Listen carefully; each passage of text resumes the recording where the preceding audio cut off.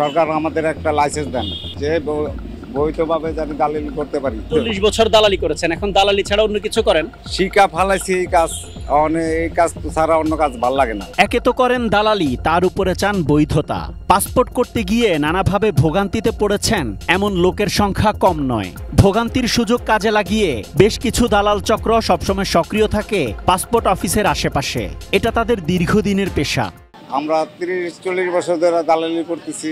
সরকার আমাদের একটা লাইসেন্স দেন যে বৈধভাবে জানি দালালি করতে পারি। আমাদের পুলিশে ধরে ধরে নিয়ে 6 মাস 8 মাস 1 বছর সাজা লাগায় দেয়। পাসপোর্ট অফিসে দালালি করে অন্যদেরকে ভোগান্তি ফেলা, সেটা আবার সরকার লাইসেন্স দেয়।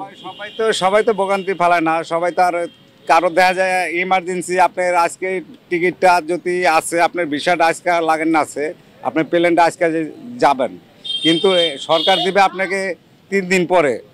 কিন্তু ওই কিছু সামান্য টাকার বিনিময়ে ওটা যদি আমরা একদিনে বাইর করে দিতে পারি তাহলে আমি একটু বলি, আমি বলি যেটা সামান্য টাকার বিনিময়ে আপনি একদিনে বের করে দিতে পারবেন, সেটা কি অফিস একদিনে বের করে দিতে পারবে না? কাজটা তো আপনি অফিসের মাধ্যমেই করবেন, সরাসরি করা যায় না। সরাসরি তো দিবে না, অফিসের দালালদের কিছু টাকা দিতে হবে, তারপরে সে না ওটা আমরা হাতে পাবো। কি আপনার এই দালালির কাজটা সহজ করে দেয়?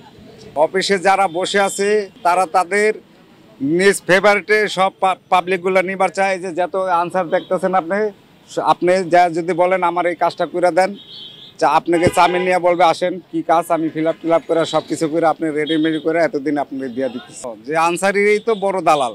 দালালি করে আপনারা যে টাকাটা নেন তার একটা ভাগ তাদেরকে দেন, কথা কি সত্য?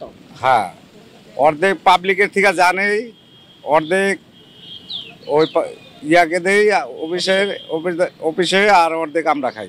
40 বছর দালালি করেছেন, এখন দালালি ছাড়া অন্য কিছু করেন? শিকা ফালাইছি এই কাজ এই কাজ ছাড়া অন্য কাজ ভাল লাগে না। এরকম আপনারা কতজন দালাল আছেন? এখন আছে হাইজগুন আপনি 20 থেকে 30 জন, আগে ছিল 1 থেকে 1.5 হাজার। এই দালালরা এখন কোথায় গেছে? দালালরা আমাদের যারা মোটা অঙ্কের টাকা কামাইছে তারা ব্যবসা বাণিজ্যতে চলে গেছে, বাড়ি গাড়িতে চলে গেছে। দীর্ঘ বছর ধরে আপনারা এই যে দালালি করে মানুষকে ভোগান্তিতে ফেলেছেন, মানুষের বিভিন্নভাবে মিথ্যা কথা বলে মানুষের কাছ থেকে টাকা নিয়েছেন, সেটা কি আপনারা ঠিক করেছেন? না, মিথ্যা কথা বইলা কেউ টাকা নিতে পারে না। যারা বোকা তারা দিতে পারে, কিন্তু যারা শিক্ষিত তারা ব্যাংকে টাকা জমা দিবে, তারপরে ভিতর থেকে হয়রানি খাইয়া ঘুরা এসে আমাদের ধরবে, ধইরা 500 টাকা 1000 টাকা কন্ট্যাক্ট করবে। পাসপোর্ট অফিসে আপনি মূলত কি কাজ করেন?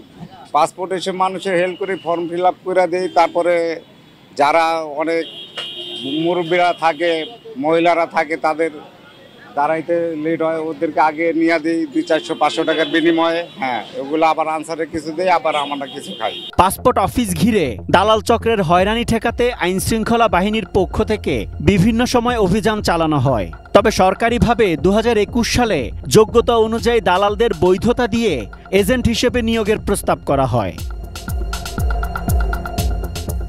Asad Bhuiyan, ATN news, Dhaka.